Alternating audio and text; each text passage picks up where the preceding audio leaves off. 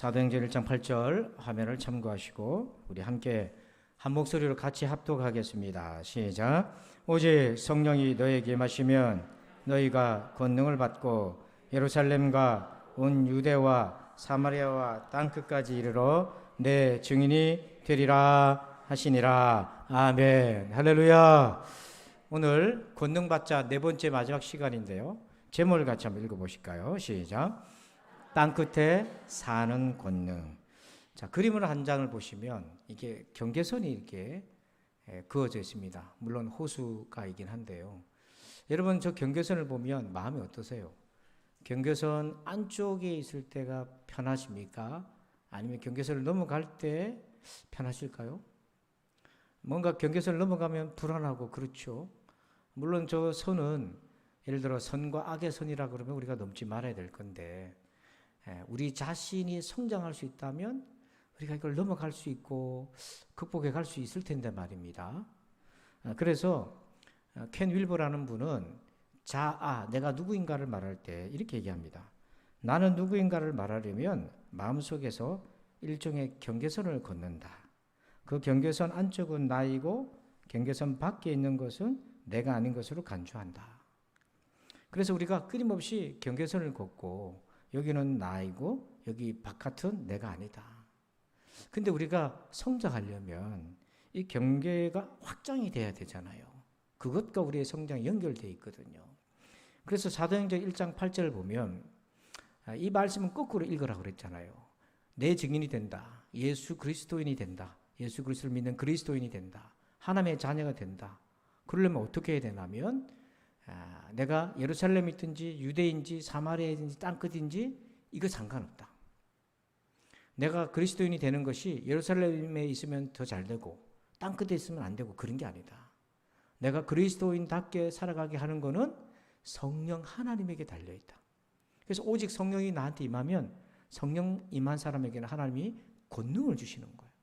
이게 영적 권능을 주시는데 이 권능을 받으면 내 삶의 처지가 예루살렘, 그 예루살렘은 배반의 땅, 제자들이 예수님 모른다고 배신했던 땅이잖아요. 유대 땅은 기독교의 적대적인 땅이에요. 또 사마리아는 행복이 우상인 혼합주의의 땅입니다. 땅끝은 이따가 볼 거지만 어떤 처지에서든지 그리스도인으로 살아갈 수 있다는 거예요. 그래서 오늘 마지막에 땅끝에서 그리스도인으로 살려면, 땅끝은 성경에 보면 네 가지 큰 의미가 있어요. 하나는 모든 민족을 가리킵니다. 두 번째는 포로로 끌려간 고초를 가리켜요. 세 번째는 오늘 주제이죠. 경계선을 얘기하고, 네 번째는 하나님부터 멀어져 간 것, 탕자처럼. 먼 나라에 갔다 그랬잖아요. 그 하나님과의 영적 거리인 거예요.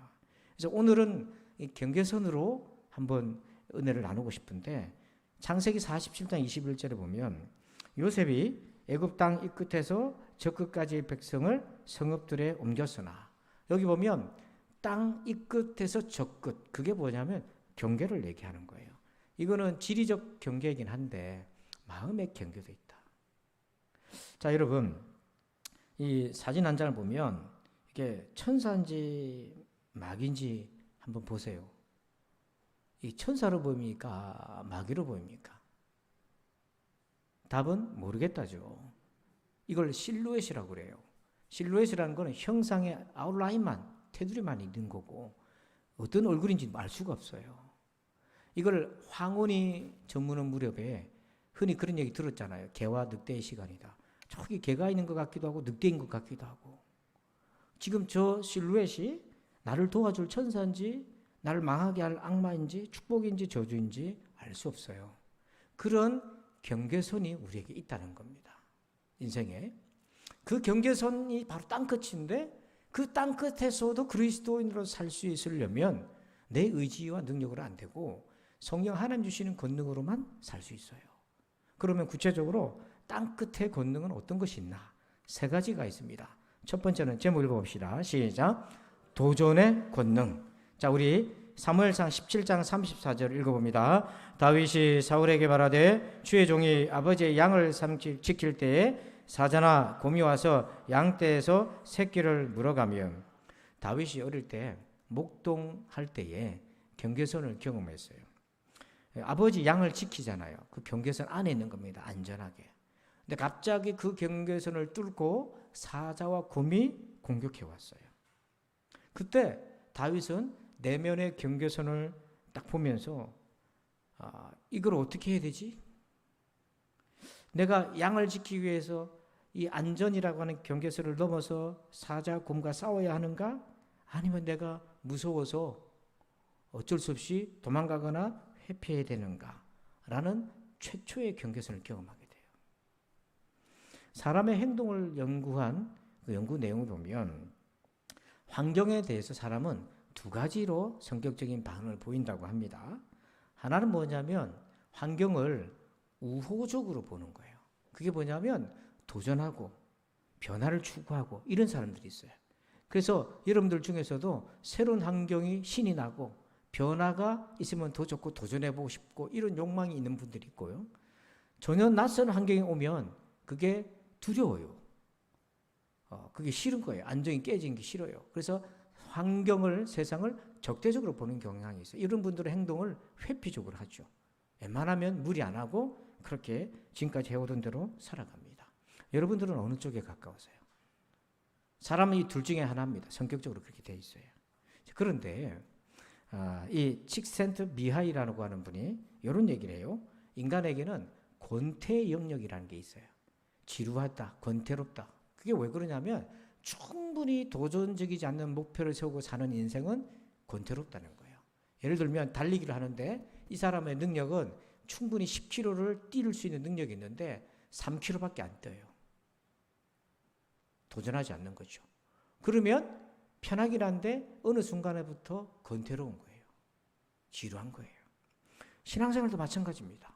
하나님을 향해서 마음과 뜻과 힘을 다할 수 있는 사람인데 얼마든지.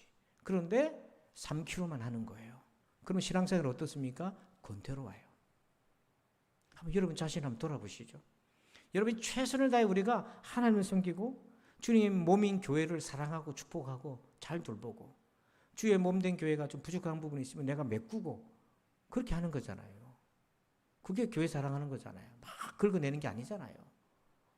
그렇게 해서 정말 내가 힘과 뜻을 다해서 사랑하고 복음을 사랑하고 이렇게 하면 좋은데 얼마든지 그렇게 할 수 있는데 안 하는 거예요. 최소한만 하는 거예요. 그러면 어떠냐면 신앙생활이 권태로워요. 재미가 없어요. 무기력해 하고요. 지루해요. 혹시 그런 걸 느끼는 친구는 없습니까? 그래서 우리의 삶의 권태의 대부분의 이유를 보면 더 할 수 있는데 안 하기 때문에 그런 영역이 존재한다. 근데 다윗은 어떻게 이 경계선에 반응을 보였나? 다윗은요. 볼까요? 35절 봅시다. 내가 따라가서 그것을 치고 그 입에서 새끼를 건져내었고 그것이 일어나 나를 해하고자 하면 내가 그 수염을 잡고 그것을 쳐 죽였나이다. 자, 여기 앞에 내가 따라가서 이 말은 뭐냐면 다윗은 경계선을 넘어서 도전했어요. 그걸 주목해 보세요. 도전했습니다. 이 도전은 자기를 성장시켰어요. 그동안의 울타리 경계선에 안주하지 않고 그걸 뛰어넘었습니다. 위기 속에. 자기 능력 밖으로 도전해 갔더니 충분히 얼마든지 사자나 곰과 싸울 수 있는 능력이 자기 안에 있음을 보게 된 건데 이것이 여기에 머물지 않고 계속 발전합니다. 자, 우리 6절 한번 볼까요? 같이 한번 읽어봅시다. 시작. 주의 종이 사자와 곰도 쳤은즉 살아계시는 하나님의 군대를 모욕한 이 할례받지 않은 블레셋 사람이리까 그가 그 짐승의 하나와 같이 되리이다. 지금 형들이 참전했어요. 그래서 아버지가 형들이 잘 있나 살펴보라고 이 막내 아들을 보낸 거고 사울도 키가 큰 장수였어요. 그 당시 왕이었는데 이스라엘 군대가 골리앗을 앞세운 블레셋 군대에 주눅이 들었어요. 이스라엘이 사울이 전혀 다른 싸움 앞에 있는 거예요. 자기를 압도하는 골리앗이 거기에 있는 거예요. 그런데 아무도 그 경계선을 못 넘어가는데 다윗이 그걸 넘습니다. 다윗이 예전에 경계선을 넘고 성장했던 그 경험이 있으니까 그 경험치가 있다 보니까 이번에도 그걸 뛰어넘는 거예요. 여러분 우리가 우리의 마음속에 이런 경계선이 늘 있습니다. 그 안에 있으면 편하고 안전한데 도전하고 우리가 그 경계를 넘어가지 않으면 성장할 수가 없어요. 근데 그걸 발목을 잡는 게 뭐냐면 두려움입니다. 사람들이 두려움에 사로잡히면 도전하지 못해요. 근데 그 두려움은 어떻게 이깁니까? 물론 천성적으로 간이 큰 사람들은 그럴 수도 있겠는데요. 여러분, 그 두려움을 어떻게 이깁니까? 나보다 강하고 나를 압도하는 문제들 앞에 내가 어떻게 두려움을 이기고 그 경계를 넘어서 성장하고 도전할 것입니까? 그건 바로 하나님의 도움이 절대적으로 필요하다는 거예요. 그래서 성령 하나님은 어떤 분이냐면 우리를 도전하게 하고 성장하게 하시는 영이신 겁니다. 그래서 45절 한번 볼까요? 같이 한번 읽어봅시다. 시작. 다윗이 블레셋 사람에게 이르되 너는 칼과 창과 단창으로 내게 나오거니와 나는 만군의 여호와의 이름 곧 네가 모욕하는 이스라엘 군대의 하나님의 이름으로 네게 나아가노라. 아멘. 자, 우리 빨간 글씨만 한번 읽어봅시다. 시작. 너는 골리앗을 향해 너는 칼과 창과 단창이지만 나는 만군의 여호와 이름으로 간다. 이게 객기일까요? 이 용기가 도대체 어디서부터 나온 것입니까? 형들도 무서워서 아버지 이새가 사무엘이 신방 왔습니다. 왕을 세워 기름 부으러 명령받고 왔는데 아버지 이새는요 아들을 7명을 다 불러들였는데 다윗은 부르지도 않았어요. 아예 제껴놓던 그 막둥이인데요. 그런데 그 막내가 지금 골리앗을 상대하는 경계를 넘어가고 있잖아요. 너는 나는 하면서 뛰어넘습니다. 이 용기가 어디서부터 나왔을까요? 우리 사도행전 3장 6절을 한번 봅시다. 읽어봅니다. 시작. 베드로가 이르되 은과 금은 내게 없거니와 내게 있는 이것을 내게 주노니 나사렛 예수 그리스도의 이름으로 일어나 걸으라 하고. 아멘. 날 때부터 하반신을 쏠 수 없는 장애를 가진 사람이었어요. 온 예루살렘 사람들이 다 알았어요. 베드로 요한도 알았습니다. 근데 그날 특별한 일이 있었습니다. 은과 금은 내게 없지만 내게 있는 예수 그리스도의 이름으로 일어나 걸으라고 베드로가 기도하고 축복하고 명령했을 때 그때 베드로의 용기는 어디서부터 나왔을까요? 베드로가 이전에 그런 것을 줄곧 행했다면 학습의 효과가 있어서 또 도전할 수 있었겠다 싶지만 베드로는 한 번도 그렇게 해본 적이 없었어요. 이게 어디서 나온 것입니까? 이 용기가 하나님께서, 성령 하나님께서 그런 용기와 능력을 주셨다고 하는 것입니다.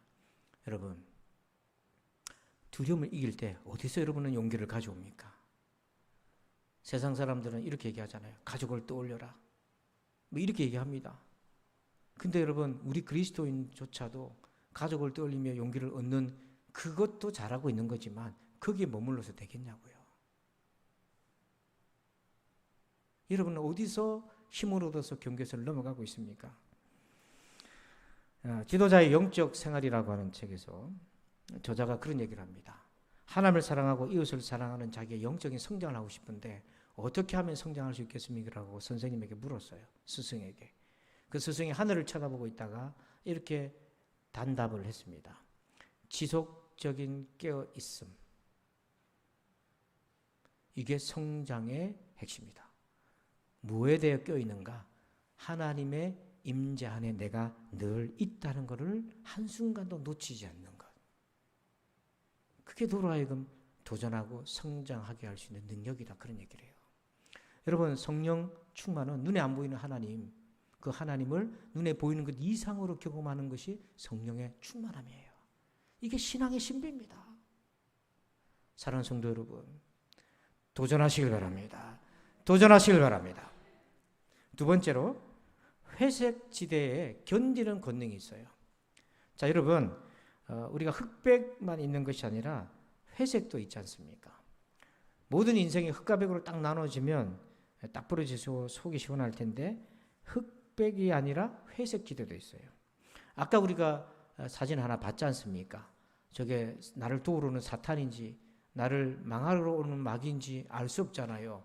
판단이 안 서는 회색 지대가 분명히 있습니다. 이게 경계선이에요. 지금 고난이 왔는데 이게 나에게 복을 줄 건지 나를 고통으로 내몰 건지 알 수 없는 회색 지대가 있잖아요. 욥이 바로 그 경계선을 경험했습니다. 8절과 9절 한번 읽어볼까요? 시작. 그런데 내가 앞으로 가도 그가 아니 계시고 뒤로 가도 보이지 아니하며 그가 왼쪽에서 일하시나 내가 만날 수 없고 그가 오른쪽으로 돌이키시나 배울 수 없구나. 하나님이 안 보여요. 앞으로 가도 안 계시고 뒤로 가도 안 보이고 분명히 9절에 보니까 왼쪽에 계신 것 같은데 내가 만날 수가 없고, 또 오른쪽에 계신 것 같아서 또 보니까 내가 배울 수 없고, 지금 욥이 당하는 고난이 이게 하나님이 없는 흑색지대는 아닌데, 그렇다고 하나님이 살아계신 백색지대도 아니고, 이게 회색지대에 놓여져 있는 경계선에 있는 거죠. 여러분들도 신앙생활 하다 보면 너무 힘들면 이런 경계선에 서게 될 때가 많잖아요. 하나님이 안 계신 건 아닌데, 내가 감히 그렇게 말할 수는 없는데, 그렇다고 하나님이 계시다고 내가 담대하게 말할 수는 없겠고, 이거 어떻게 해야 되는지. 그래서 회색지대에 나타나는 감정이 있어요. 불안한 겁니다. 불안해요. 차라리 막 이게 흑색이면 괴로워도 불안은 안 하겠다, 내가 진짜 이게. 근데 불안한 거예요. 이거 어떻게 어디로 튈지 몰라 불안한 거예요. 그 불안한 믿음의 바닥을 지키게 만드는 힘이 있는데, 그게 바로 성령 하나님의 권능이라고 하는 사실입니다. 여러분, 인생의 길을요, 그림으로 딱 그리면 두 가지로 요약을 할 수 있어요. 제가 전에도 한번 보여드린 적이 있는데, 직선으로 자꾸 사람들이 생각하는 거예요. 예수 잘 믿으면 인생이 직선이다, 형통하고 장애가 없을 거다. 그렇던가요? 성경의 인물들 보세요. 신앙생활 잘했던 인물들 보면 직선 인생이 있었나요? 반대로 실제 인생을 들여다보면 저렇게 실타래처럼 꼬였어요. 성공했던 사람들의 인생을 들여다보고 자선적인 내용을, 전기를 보면 얼마나 많이 꼬이고 힘들고 고난이 있었는지 몰라요. 여러분, 우리의 자녀들도 직선 인생 살면 좋겠는데요, 그걸 복이라고 말하기 참 어렵습니다. 꼬이는 인생을 살게 될 것인데, 이때 누구나 다 경험하는 것이 있어요. 불안하고 혼돈스러워요. 어떻게 해야 될지 모르겠는 거예요. 아마 지금 여러분들도 예측을 빗나가서 꼬여서 지금 어떻게 해야 될지 모르는 가운데 있는 분들도 있을 겁니다. 사람은요, 편안함을 유지하기 위한 본능이 있는데 그게 바로 예측이에요. 근데 어떤 일이 일어나는데 예측이 안 되는 일이 일어나고 이 일이 어디로 튈지 모르면 불안하고 혼돈스러운 거예요. 자, 이럴 때 나를 붙들어주는 바닥의 힘이 필요합니다. 그게 뭔가요? 욥이 그 힘을 경험했는데 10절 읽어봅시다. 시작. 그러나 내가 가는 길을 그가 아시나니 그가 나를 단련하신 후에는 내가 순금같이 되어 나으리라. 아멘. 여러분, 욥이 이 고백할 때 회색지대에서 한 고백이에요. 그러나 내가 가는 길을 그가 아시나니, 하나님은 알지만 나는 지금 모르겠거든요. 혼돈스럽지만 그가 아시나니 나를 단련하신 후에는 내가 순금같이 되어 나오리라 라고 뭐 한 겁니까? 믿은 거예요. 그런데 여러분, 이 믿음은 불안한 상태에서 지금 고백하는 겁니다. 은혜가 충만해가지고 이 고백을 하는 게 아니에요. 믿음이 바닥을 친 상태에서 이 얘기를 하는 거예요. 그러면서 11절, 12절 같이 읽어볼까요? 내 발이 그의 걸음을 바로 따랐으며 내가 그의 길을 지켜 치우치지 아니하였고 내가 그의 입술의 명령을 어기지 아니하고 정한 음식보다 그의 입의 말씀을 귀히 여겼도다. 자, 11절과 12절은 충만한 상태에서 이렇게 한 게 아니라 회색지대에서 내 발이 하나님의 걸음을 바로 따랐고 치우치지 않았고 입술의 명령을 어기지 않고 말씀을 귀하게 여겼다. 이게요, 은혜 충만해서 그런 게 아니라니까요. 회색지대에서 하나님이 여기 계신 줄 알았더니 안 계시고, 왼쪽에 계신 줄 알았더니 안 계시고, 앞으로 가도 뒤로 가도 오른쪽으로 가도 하나님 모르겠던 거예요. 그런 모르겠는 총체적인 어두운 혼돈스러운 회색지대의 상황에서, 불안한 상황에서 욥에게 그 바닥을 지켜주는 힘이 있었는데 그게 어디서부터 나온지 모르지만 이 힘이 올라오는 거예요. 이게 불안을 견디게 하는 능력이 바로 성령의 권능입니다, 여러분. 내가 은혜를 충만히 받아가지고 견디는 것하고요. 은혜는커녕 마이너스고 회색지대고 불안한 상황인데도 나를 지키는 것은 내가 나를 지키는 것이 아니라 내 안에 계신 주님이 저와 여러분을 지키는 것입니다. 그래서 사도행전 16장 25절에 바울과 실라가 그걸 경험했는데, 한밤중에, 시간상 한밤중이기도 하지만 고문당하고 구타당하고 두들겨 맞고 피투성이가 되었던 그 한밤중에 바울과 실라가 기도하고 하나님을 찬송하며 제수들이 듣더라. 직선적인 인생의 관점으로 보면 주님, 내가 주를 위해 헌신했잖아요. 그런데 지금 이 고문과 고통과 감옥이 웬 말입니까? 원망불평했을 거예요. 무슨 기도를 합니까? 근데 한밤중이라는 건 뭐냐면 지금 바울과 실라가 회색지대에 들어왔어요. 여기서 순교를 당할런지, 내일 풀려날런지, 1년 뒤에 풀려날런지, 맞다가 죽을 것인지, 지금 피투성이가 골마서 병이 될 건지 어떻게 할 수가 없어요. 그런데 바울과 실라가 뭐 하고 있습니까? 기도하고 있고 찬송 부르고 있는데 그 감옥 안에 있는 죄수들이 다 들어요. 그게 다 들릴 정도로. 그렇게 그들 속에서 찬송과 기도를 하게 하신 분이 누구십니까? 그 회색지대 바닥을 지키는 힘이 되어주신 분이 바로 성령 하나님이시라는 거예요. 여러분, 지금 은혜를 받으시길 바랍니다. 그러면 나중에 여러분이 바닥을 칠 때, 회색지대에 머무를 때 그 견딜 수 있는 능력이 거기서 옵니다, 여러분. 마지막 세 번째, 3번째 물 봅시다. 시작. 방향 전환의 권능. 자, 우리 누가복음 15장 16절을 읽습니다. 그가 돼지 먹는 주염 열매로 배를 채우고자 하되 주는 자가 없는지라. 탕자가 경계선에 서 있었어요. 재산을 상속받아서 먼 나라에 가서 사업도 하고 여행도 다니고 호랑방탕하게 살았어요. 그런데 그 인생 말년에 어떤 일이 생겼냐면 다 잃어버리고 삶과 죽음의 경계선에 딱 놓여져 있었는데 굶주렸어요. 돼지가 먹는 것으로도 배를 불리려 해도 그것마저도 없었어요. 그래서 어떤 경계선에 섰냐면 잘 보세요. 사느냐 죽느냐, 삶과 생명의 경계선에 딱 섰어요. 그 누가 그렇게 했나? 사실은 자기가 그렇게 살다가 보니까 그렇게 돼버린 거예요. 이 자리에서 죽을 것인지 아니면 길을 바꿔서 생명으로 갈 것인지 그 경계선에 서 있어요. 여러분, 유나라고 하는 어린아이가 실종돼서 가족들이 할머니가 이렇게 신고해가지고 찾았습니다. 설마 그랬겠나 싶었는데 제주도 한 달 살이 간다고 가놓고서는 완도 바다에서 발견이 됐습니다. 그래서 차에 있는 CCTV를 복원해가지고 블랙박스를 복원해서 보니까 가족이 엄마 아빠가 1시간을 부둣가에 서 있었다는 거예요. 차 안에서 1시간을. 경계선에 서 있었던 거예요. 살지 말지, 살지 죽을지 그 경계선에. 지금 이 시간에도 얼마나 많은 사람들이 이 경계선에 서 있는지 몰라요. 예수 믿는 사람들이요. 교인들도요. 그렇게 있습니다. 오늘 여러분들 중에서도 그런 경계선에 놓여 있는 사람들도 있을 겁니다.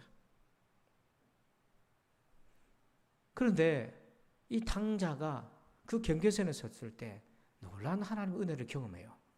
자, 누가복음 15장 17절 18절 한번 읽어봅시다. 시작. 이에 스스로 돌이켜 이르되 내 아버지에게는 양식이 풍족한 품꾼이 얼마나 많은가. 나는 여기서 주려 죽는구나. 내가 일어나 아버지께 가서 이르기를 아버지 내가 하늘과 아버지께 죄를 지었사오니.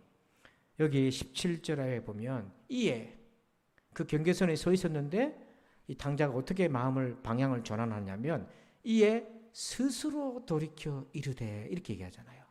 자기가 자기한테 말을 했는데 스스로 돌이켰다 이렇게 돼 있잖아요. 이 부분이요. 이 부분이 다양한 번역본 중에 영어 성경 번역본을 보면 일종의 간용구 같은데 어떤 뜻으로 되어 있냐면 화면에는 없습니다만 그냥 저 빨간 것이 주목해 보면 이런 뜻입니다. 생각을 이성적으로 합리적으로 생각을 하기를 시작했다 이 뜻입니다. 그러면 우리가 이성적이다 그러면 신앙과 대척점에 있는 걸로 생각하잖아요. 그거 아닙니다. 그리스도인들도 이성을 가지고 있어요. 이따가 설명할 것입니다만은 하나님이 원하는 믿음의 생각을 이 탕자가 하기를 시작했다는 건데 이게 왜 중요하냐면 사람이요 극도의 스트레스를 받으면 정상적인 사고가 어렵습니다. 흥분한다든지 여러분 흥분해가지고 어떤 범죄를 저지르는 사람들이 나중에 다 이구동성으로 열에 한 명은 빼고라도 열에 9은 다 뭐라고 얘기합니까? 잘못했다고 얘기합니다. 여러분들이 그랬다는 건 아니지만 대답은 좀 해주시기 바랍니다. 열의 압은 뭐라고 얘기한다고요? 잘못했다고요. 기자들한테 물어보세요. 피해자한테 무슨 말을 할 수 있으면 가족들은 전부 다 고개 못 들고 잘못했다고 그럽니다. 흥분이 가라앉고 일이 다 끝나고 나니까 그때서 제정신이 드니까 자기가 미쳤다는 생각밖에 할 수 없는 거예요. 이게. 그러니까 여러분, 고난을 당하거나 어려움을 당하면 사람들이 정상적 생각이 어려워요. 그래서 바른 선택을 못합니다. 그때 어떤 결정은 피하셔야 돼요. 생각 정리의 힘이라는 책에 보면 우리가 흔히 말하는 생각과 고민을 이렇게 정리를 했어요. 생각한다는 것은 사물을 헤아리고 판단한다. 고민한다는 것은 마음속으로 괴로워하고 애를 태우다. 근데 대부분의 사람들은 고민하는 것을 생각한다고 여긴다는 거예요. 그게 아닌데. 고민을 생각한다고 지금 간주하는데 그게 아니에요. 근데 여기 생각은 우리 그리스도인들은 한 단계 더 나아가죠. 고민하는 사람이 있고 합리적으로 생각하는 사람이 있고 그 다음에 믿음으로 생각하는 사람이 있다. 그리스도인의 생각과 합리적으로 생각하는 사람의 결정적 차이는 뭐냐면 예수 믿는 사람들의 생각에는 하나님이 계신 거예요. 세상 사람들에게는 합리적으로 이치를 앞뒤 따지지만 그 생각의 영역에 하나님은 안 계셔요. 그러니까 극명하게 차이가 납니다. 요셉이 보디발 집에 노예로 끌려가서 인정받고 모든 가정 총무가 되었을 때 보디발이 출장 간 다음에 보디발의 아내가 요셉을 유혹하죠. 그때 요셉이 뭐라고 얘기합니까? 보디발 아내는 이 집에 아무도 없다, 네하고 내밖에 없다 하지만은 요셉은 뭐라고 얘기합니까? 하나님이 계시잖아요. 요셉의 생각 속에는 누가 계신 거예요? 하나님. 보디발의 아내 생각 속에는 누가 있어요? 하나님 없어요. 아무도 없어요. 세상 사람들도 우리보다 이치에 맞는 합리적 생각을 합니다. 근데 결정적으로 어떤 문제가 뭐냐면 하나님이 그 생각 속에 없어요. 인생은 합리적인 걸로만 해결 안 되는 게 너무 많거든요. 사람은요, 머리로 생각하는 것 같아도 결정은 심장으로 한 경우가 많대잖아요. 그래서 로마서 8장 5절에 육신을 따르는 자는 육신의 일을, 영을 따르는 자, 성령을 따르는 자는 영의 일을 생각하나니. 육신의 생각은 사망이요 영의 생각은 생명과 평안이라. 성령님이 생각하신대잖아요. 우리를 생각하게 만드신대잖아요. 성령께서 우리 안에 생각의 불씨를 주신대잖아요. 이게 성령의 권능인 것입니다. 경계선에 서서 내가 살 건지 말 건지 스스로 생각하고 결정을 내릴 텐데 그 생각 속에서 하나님이 도와주신대잖아요. 잠언서 24장 16절에 한번 여러분들 읽어주실까요? 시작.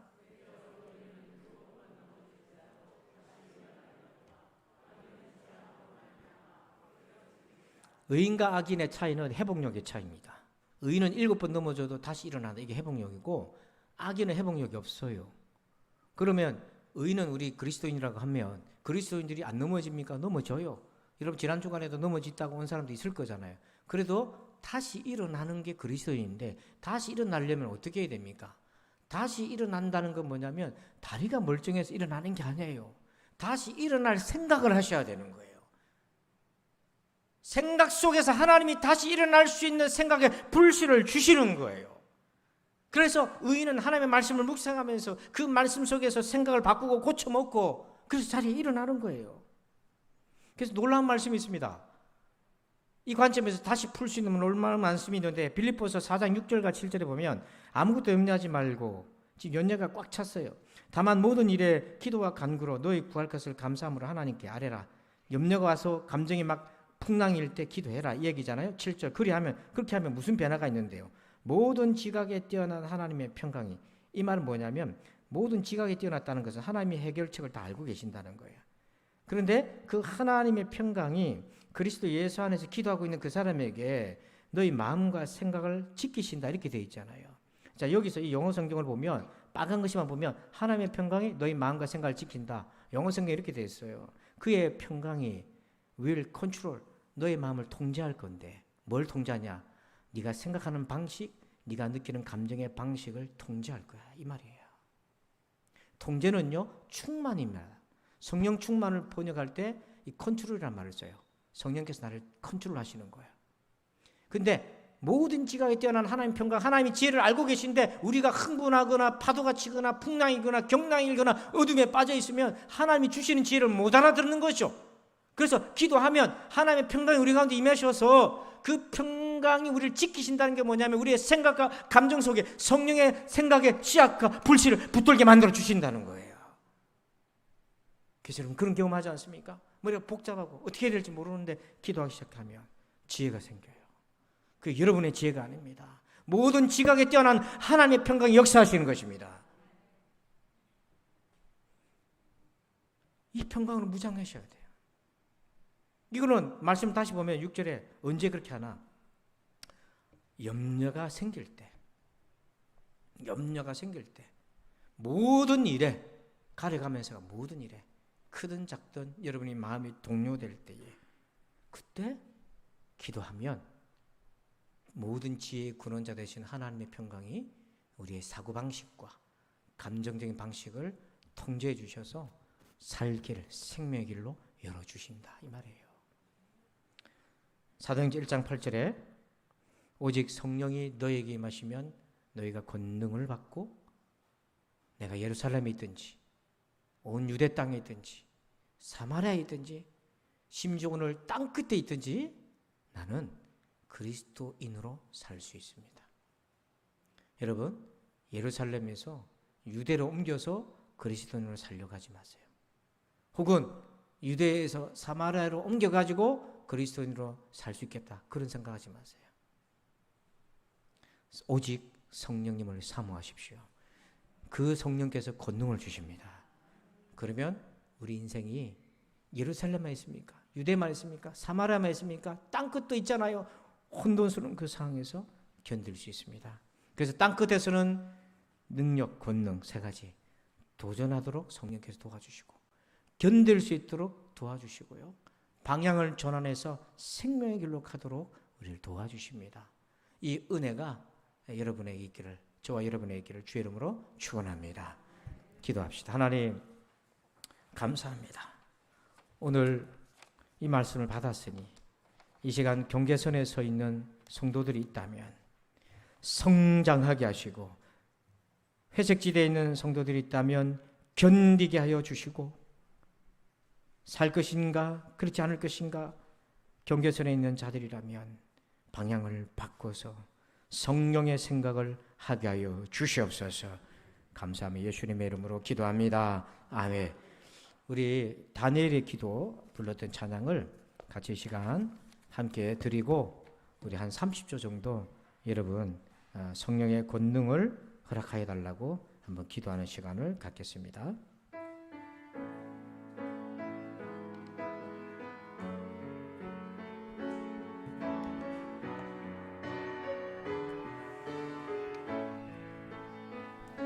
주의 보좌로 나갑니다. 주의 얼굴을 바라봅니다. 두 손을 들고 겸비함으로 하나 되어 주께 나갑니다. 주의 은혜에 목마릅니다. 주의 음성을 사모합니다. 두려워 말라 평안하라 강건하라 강건하라. 하늘의 문 열어주소서. 주의 긍휼 베푸시옵소서.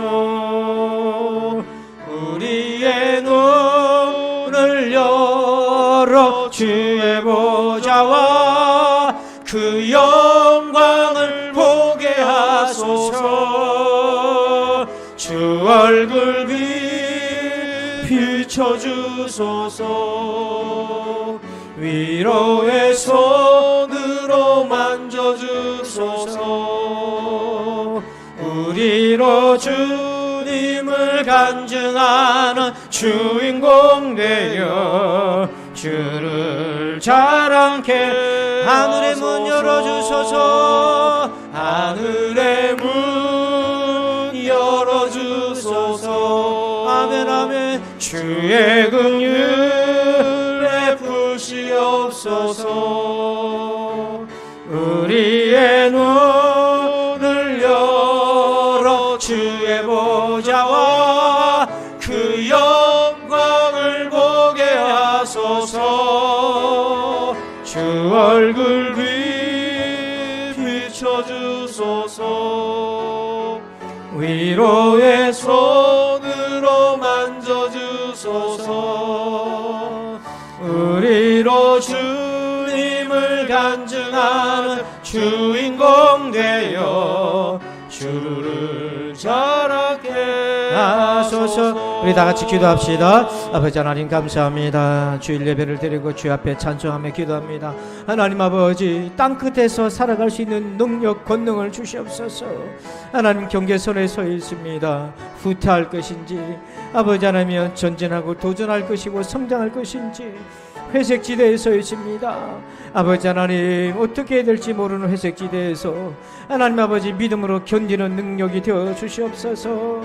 아버지 하나님이여, 삶과 죽음의 경계선에서 아버지 하나님의 생명의 생각을 할 수 있도록 주님 우리의 생각의 능력이 되어 주시옵소서. 우리 성도들 아버지 하나님, 저들이 아버지 하나님이여 상체의 예루살렘에 있든지 아버지 하나님이여 기독교의 회의적인 유대 땅에 살아가든지 행복이 우상되어 있는 사마리아에 있든지 경계선에 있는 땅끝에 있든지 어느 땅에 있든지 오직 성령이 너에게 마시면 너희가 권능을 받고 내 증인이 되리라. 이 말씀의 주인공이 되게 하시고 이 말씀을 체험하게 하시고 이 말씀을 경험하게 하여 주옵소서. 성령 하나님 임자하여 주셔서 사랑하는 부산진의 모든 성도들을 만나 주옵소서. 만나 주옵소서. 임자하여 주옵소서. 뜨거운 불로 임하여 주옵소서. 성령의 불여 임하여 주옵소서. 성령의 권능에 임자하여 주옵소서. 저들의 영혼 육을 새롭게 하여 주옵소서. 겉사람은 나이가 늙고 연약하나 그럼에도 불구하고 속사람은 강건해지게 하여 주옵소서. 여호와여, 그러하여도 내가 주께 의지하여 말하겠사오니 주는 나의 하나님이십니다.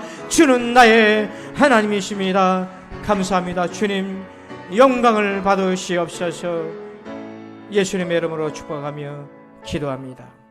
이제는 우리 구주 예수 그리스도의 은혜와 하나님 아버지의 그 크고도 놀라우신 사랑하심과 성령님의 감화감동 교통 은혜 충만하심의 역사하심이 오직 성령 임재 가운데 권능을 받아서 내 삶의 자리가 예루살렘이든 유대이든 사마리아이든 땅끝이든 개의치 아니하고 하나님의 자녀로서 그리스도인으로서 십자가 부활의 증인으로서 살기를 소원하는 저들 위해 이제부터 영원토록 함께 계실지어다. 아멘.